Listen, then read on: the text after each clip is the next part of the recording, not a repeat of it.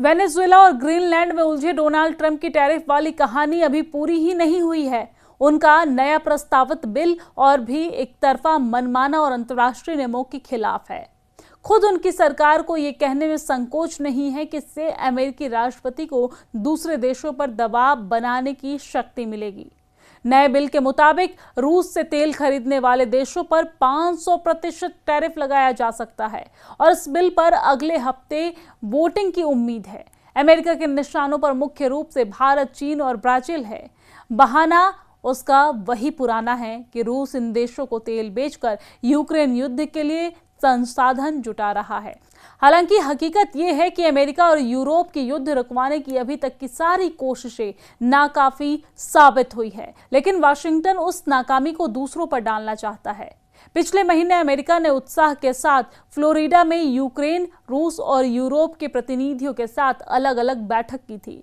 Trump के दामाद Jared Kushner ने भी इन बैठकों का हिस्सा लिया था और इसमें यूक्रेन की सुरक्षा गारंटी पर खास फोकस रहा, लेकिन लगता नहीं है कि इस बैठक में कोई असर पड़ा है, क्योंकि इसके साथ साथ रूसी हमलों में भी तेजी आई है और अब ब्रिटेन और फ्रांस ने एक सहमति पत्र पर साइन किए हैं, जिसके मुताबिक शांति समझौते के बाद वो यूक्रेन में सेना तैनात करना चाहते हैं, जबकि रूस इसके विरोध में है।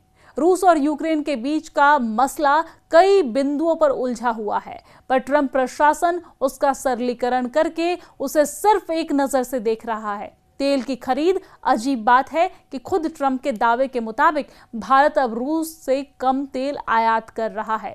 युद्ध से लेकर तेल तक ट्रंप हर दिन कोई नया दावा करते हैं। हाल में उन्होंने प्रधानमंत्री नरेंद्र मोदी और अपाचे हेलीकॉप्टर के डील पर बयान दिया, जिसमें गलतियां थी। ट्रंप की बातें पारंपरिक कूटनीतिक भाषा से अलग है, असामान्य है। भारत को विरोध दर्ज कराने के लिए कूटनीतिक रास्ता ही अपनाना चाहिए। वाशिंगटन तक ये बात पहुंचानी जरूरी है कि उसके कदम द्विपक्षीय रिश्तों को नुकसान पहुंचा रहे हैं। अभी दोनों देशों के बीच ट्रेड डील पर वार्ता चल रही है, तो फोकस उसी पर होना चाहिए। बहरहाल ट्रंप सरकार की इन उटपटांग हरकतों की वजह से अमेरिका दुनिया का भरोसा गंवाता जा रहा है, जो द्वितीय विश्व युद्ध के बाद उसकी सबसे बड़ी करेंसी रही है।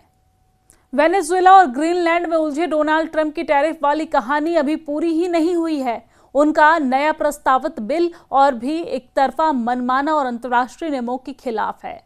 खुद उनकी सरकार को ये कहने में संकोच नहीं है कि इससे अमेरिकी राष्ट्रपति को दूसरे देशों पर दबाव बनाने की शक्ति मिलेगी।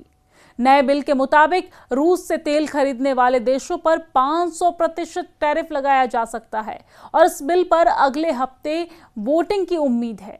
अमेरिका के निशानों पर मुख्य रूप से भारत, चीन और ब्राजील है। बहाना उसका वही पुराना है कि रूस इन देशों को तेल बेचकर यूक्रेन युद्ध के लिए संसाधन जुटा रहा है।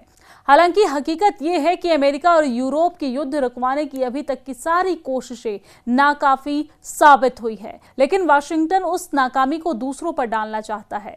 पिछले महीने अमेरिका ने उत्साह के साथ फ्लोरिडा में यूक्रेन, रूस और यूरोप के प्रतिनिधियों के साथ अलग अलग बैठक की थी।